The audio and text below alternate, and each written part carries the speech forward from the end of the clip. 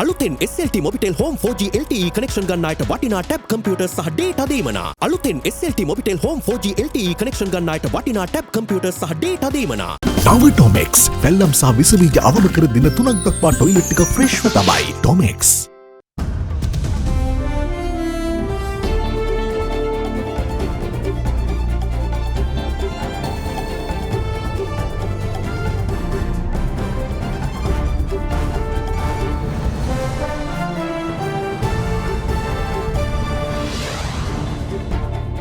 In your headlines tonight, parliamentary debate.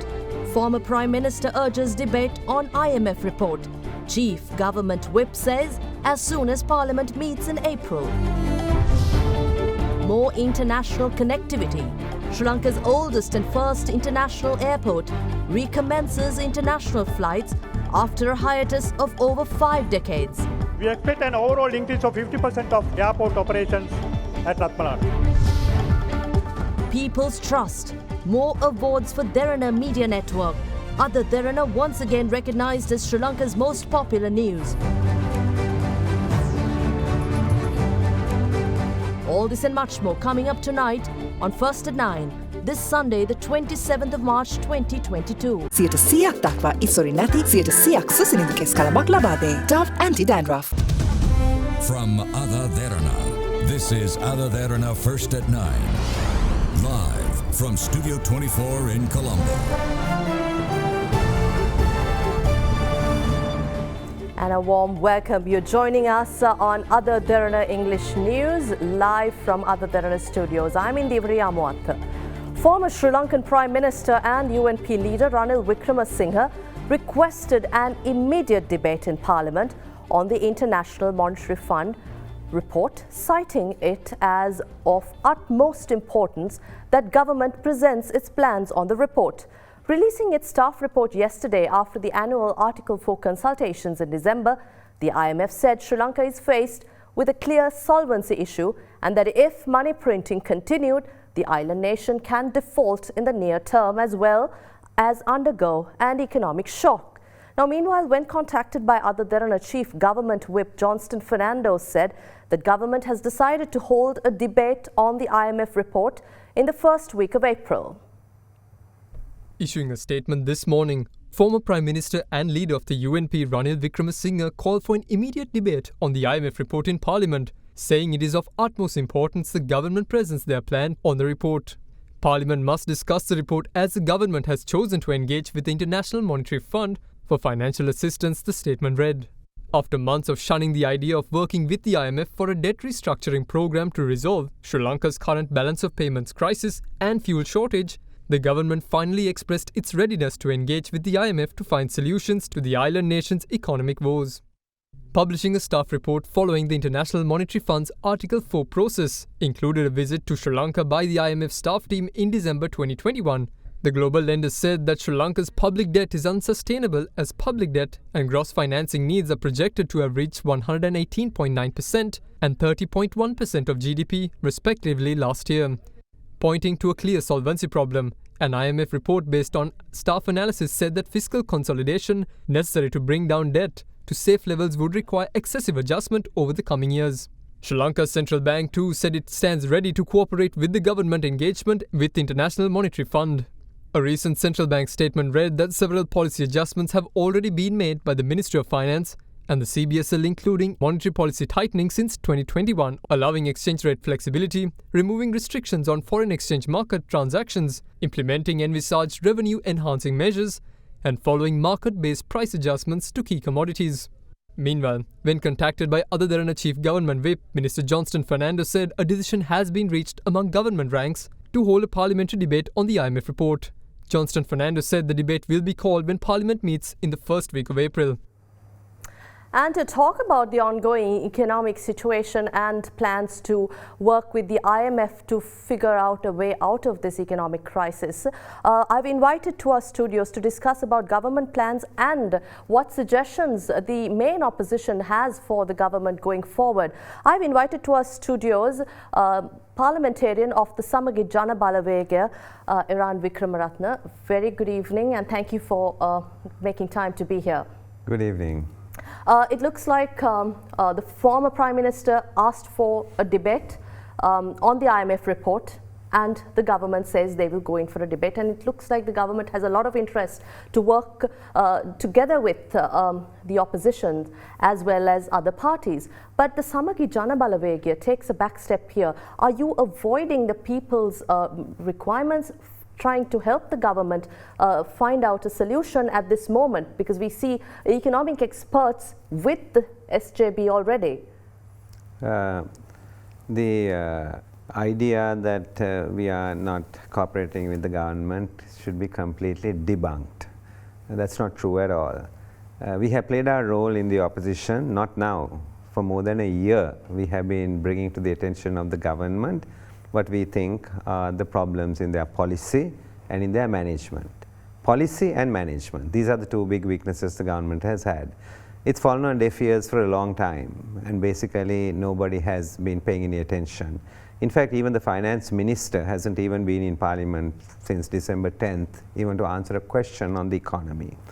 Now, if the government actually and seriously is looking for engaging the opposition, I think we should do it in parliament. Parliament, often in the public's eye, is basically the chamber and debating, but parliament is a lot more than that. Parliament has several committees. It has the Public Finance Committee, it has Committee on Public Accounts, it has Committee on Public Enterprises, and there are other mechanisms in Parliament.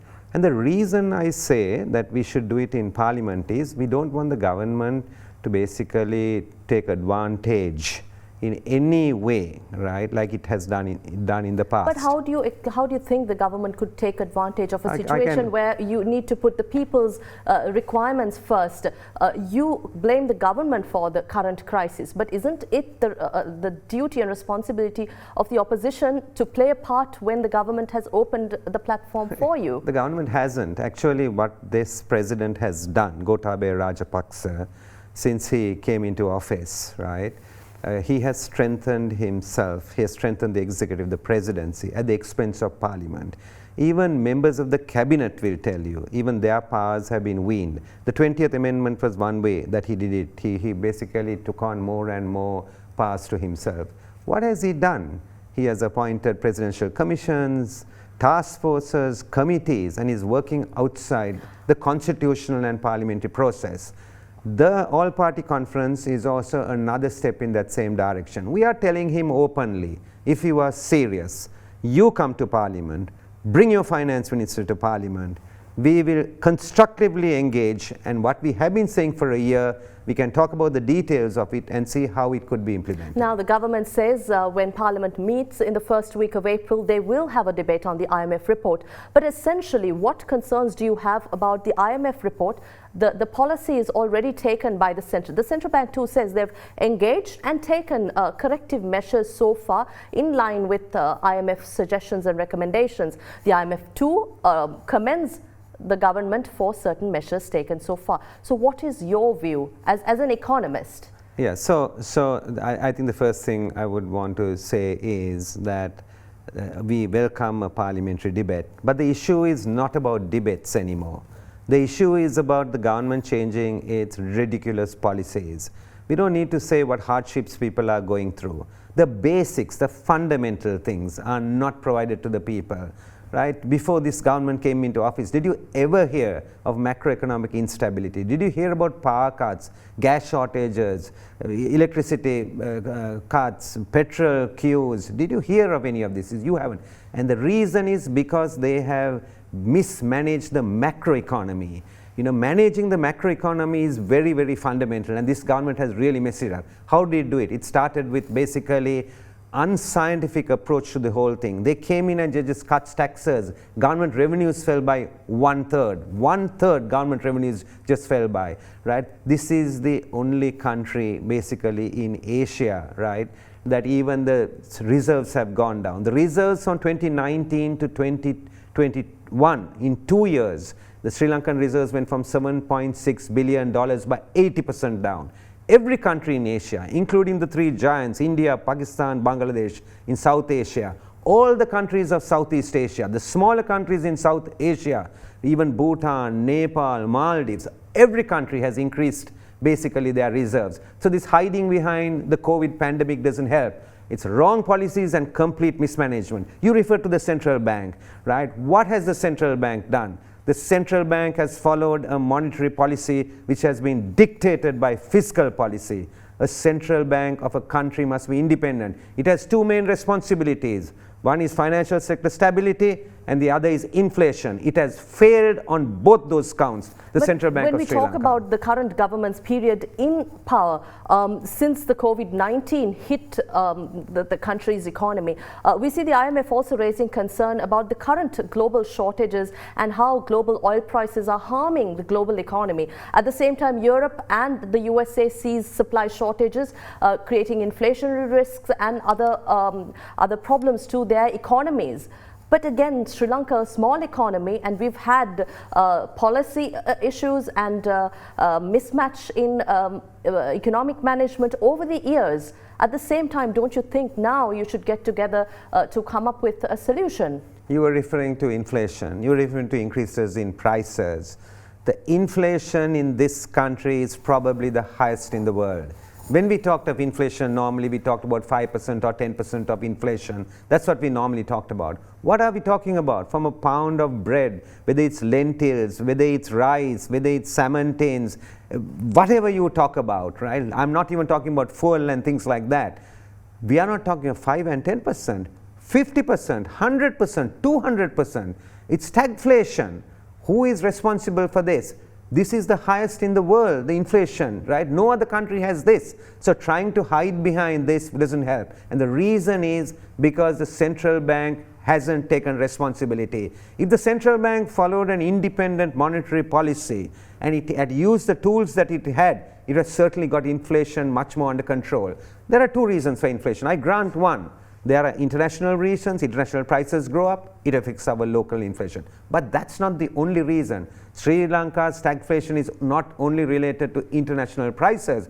That is why during our period, Mangala Samaravira and I brought a fuel price formula because we were conscious of the macroeconomy. We were conscious of inflation being imported. But our inflation is not only that. Our inflation is because the central bank also pursued a policy of expanding, printing money, and they were defending it by trying to use new theories. What kind of nonsense is that? What do you recommend now that the government does? What immediate measures do you expect the government to take? The rupee has been floated, tightening of monetary policy measures have been taken, but what now other than engaging with the IMF? India, I would like to ask you a question. If you had your company mismanaged, what is the first thing you would do? Would you be talking about policy or would you be looking at the management? You're asking me my recommendation. The first thing I would suggest is that in the top team that the government is handling this crisis, there has to be changes. Some of those people need to be removed because they have pursued a policy, they have mismanaged the country's economy, they have put ordinary people in trouble. Some of those people need to be removed. That's the first thing you do. After you have done that thing, confidence will build up. Financial markets and the economy works on confidence. Confidence will build up. Then we can look at an independent central bank, and they can use interest rates as a way in which they can basically control inflation. We can look at the reforms that are needed in independent central banks, bring the Monetary Law Act into place. We can look at basically the state-owned enterprises, and we can look at that. We can look at expenditures. This government's expenditures. One family has controlled 65% of the budget of this country. Not only that, so lots of people won't say these things that I'm saying.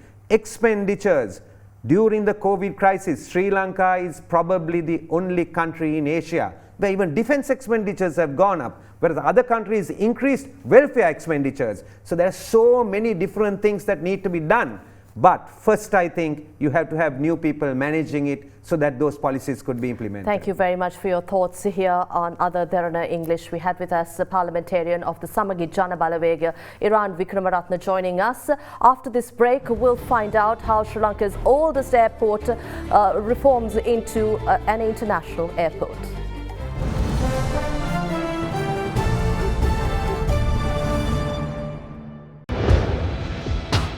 Big 3.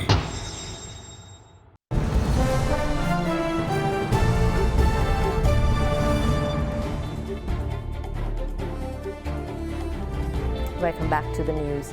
After a lapse of 55 years, Sri Lanka's oldest and first international airport had their first international flight landing today, marking a milestone event for the island's airport and aviation industry.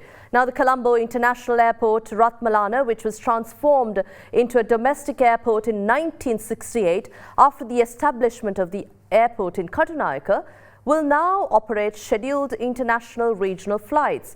Meanwhile, Sri Lanka has removed the decades-old restriction on domestic aviators with regards to flights between sunset to sunrise, a restriction imposed during the 30-year war in the country.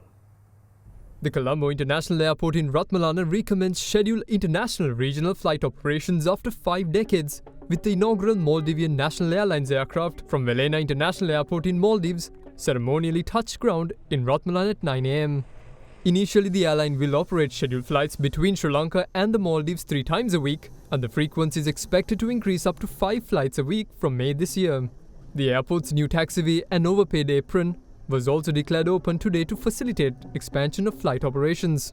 Currently, we are proud recipient of the International Aerodrome Certificate to conduct fully fledged international operations from Colombo International Airport, Ratmalana, including ground handling status for the first time. Under major infrastructure development projects, construction of the apron area and the eastern taxiway have been completed successfully within another record period of 6 months. With the development of this project, we expect an overall increase of 50% of airport operations at Ratmalana. The existing terminal building has been converted to facilitate international operations. Duty-free banking, tourism counters, restaurants, taxiways, hotel counters and other basic services are readily available at this airport now. Speaking here, State Minister of Aviation and Export Zones Development D.V. Chanaka said that measures will be taken to ensure that all passengers arriving at CIAR could finalize immigration processes within a maximum of 20 minutes upon landing. Established in 1935, the Colombo International Airport was the first international airport in Sri Lanka.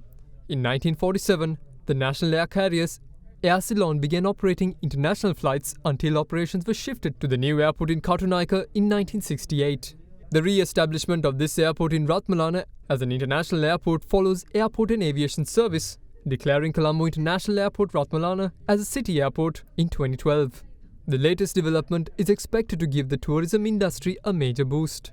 We will be introducing a new visa scheme in our country called Paradise Visa for long-term residences. And also we are introducing a similar type of a visa for investment, especially on real estate, within Colombo City and out of Colombo. So we believe with Paradise Visa scheme, there'll be a lot of travelers who wants to come to the inland airports rather than going into major international airports. Also speaking at the event, Director of Civil Aviation and CEO of the Civil Aviation Authority of Sri Lanka, Captain Themiabe Vikrama said that the restriction imposed on domestic aviators with regards to flights between sunset to sunrise will be removed. He said that it was practical at the time of civil conflict, but now added that costs to operators due to unplanned overnight stays at destinations. Although restrictions are now removed, Captain Themiabe Vikrama emphasized, however, that pilots and airplane operators must follow and obey rules applicable for night flying whenever operating between dusk and dawn. The Public Utilities Commission of Sri Lanka approved the request of the Ceylon Electricity Board for scheduled power interruptions tomorrow as well. Accordingly, areas listed in groups P, Q, R, S, T, U, V, W in the schedule will experience power cuts of 2 hours and 15 minutes between 8:30 a.m. and 5:30 p.m. and 1 hour and 50 minutes between 5:30 p.m. and 11 p.m. Meanwhile, areas in groups A, B, C, D, E, F, G, H, I, J, K, L will experience power cuts of 3 hours and 20 minutes between 8 a.m. and 6 p.m. and 1 hour and 40 minutes between 6 p.m. and 11 p.m.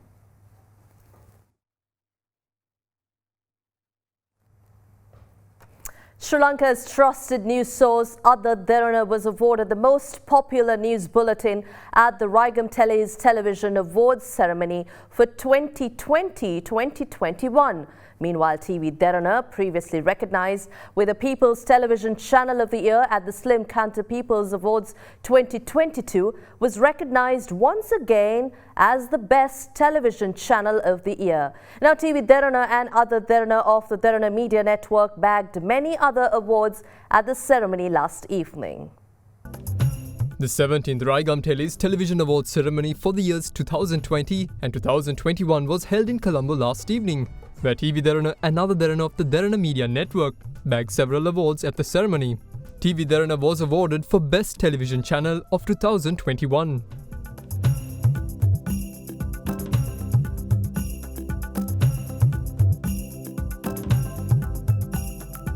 AdaDerana Primetime News was recognized as the most popular news bulletin of the year. The award was presented based on results of a survey conducted among 25,440 individuals island-wide via a mobile app under the purview of Professor Lakshman Disanayake, Vice-Chancellor of the University of Colombo. මොන ප්‍රවෘත්ති විකාශයටද සම්මාන උළෙලෙන් මෙලෙස ලැබෙන්නේ TV Derana Primetime News වෙත අපේ උණුසුම් සුබ පැතුම් ඔබට. The Best Television Presenter Award for 2021 was presented to TV Derana's Tisanka Gamage. TV Derana's Anuradha Sigera was awarded for TV Derana Teledrama Pandita Rama for the Best Dubbing Program in 2021. Defenders of Our Nature, a documentary program produced by AdaDerana's Dilka Samanmali and Janita Lienage, was awarded a special jury award. An episode of the current affairs discussion program, Alut Parliamentua, on the topic Soil and Toxins, directed by Prasad Kumasaru, received a special jury recognition. The award for Most Creative Reality Program was presented to Derana Dreamstar Season 9, produced by Krishanti Rajika and Callum Darshana. City of Music, produced by Vimukti Rodrigo and Chaminda Tennakun, was awarded for Best Music Program. TV Derana's Chintaka Gamlat received a special jury recognition for Best Music Program of 2021.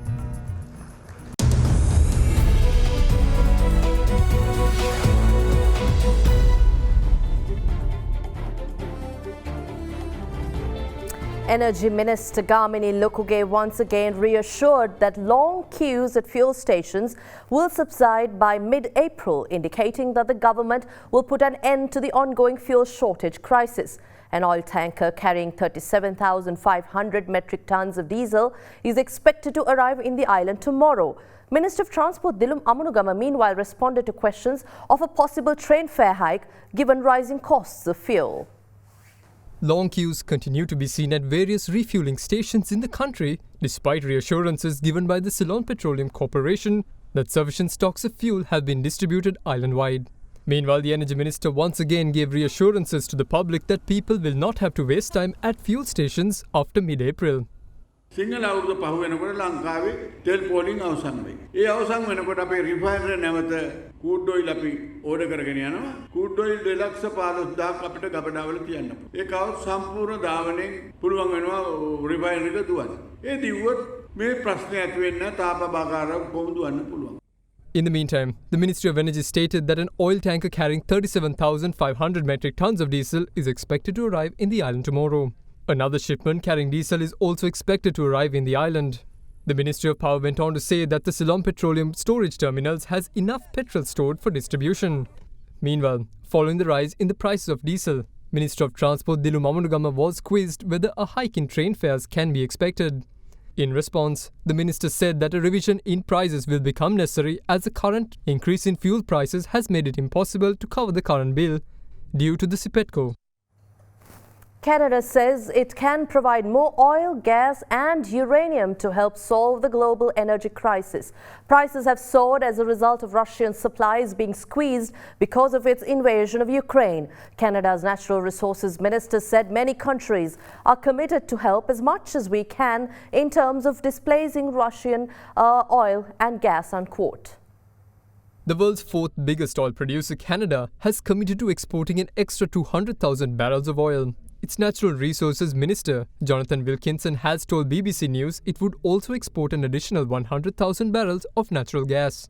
It follows requests from its allies at a meeting of the world's energy ministers at the International Energy Agency in Paris, which pledged to accelerate the move to clean energy. Canada's Jonathan Wilkinson said by the end of the year, he expects it to be fully up to 300,000 barrels. However, that is only a fraction of the 3 million barrels a day that the International Energy Agency says will be removed from global markets by next month because of sanctions against Russia. BBC News quotes senior energy oil analyst Louise Dixon saying that main energy crisis is playing out in Europe due to supply shortage and Asia where demand is on the cusp of recovering if COVID-19 lockdowns can be kept at bay. Canada has also joined the US and the UK in introducing a ban on Russian oil that has seen prices push up as high as almost $130 a barrel since the war in Ukraine began. The International Monetary Fund is among those who have raised concerns that higher oil prices are causing costs of goods and energy bills to rise and that inflation is harming the global economy. Now, Colombo shares saw a volatile trading week with the indices swaying from green to red territory during the trading week past. But how will the next week look for markets in the new week? We have a brief report now. Looking at the upcoming week, we feel that the market will continue to have a bit of volatility similar to last week due to the rise in concerns over prevailing uncertain economic conditions. Talking about the turnover, last week capital goods sector contributed largely for the turnover throughout the week, followed by diversified financial sector. Food and beverage sector also displayed a major contribution towards the end of the week due to the crossing transaction. Next week, we can expect that these capital goods, diversified financials and food and beverage sectors will continue to perform well in terms of turnover. The number of retail participation and turnover is expected to slightly improve next week. And that wraps up tonight's edition of First at 9. We'll see you again tomorrow at the same time. Good night.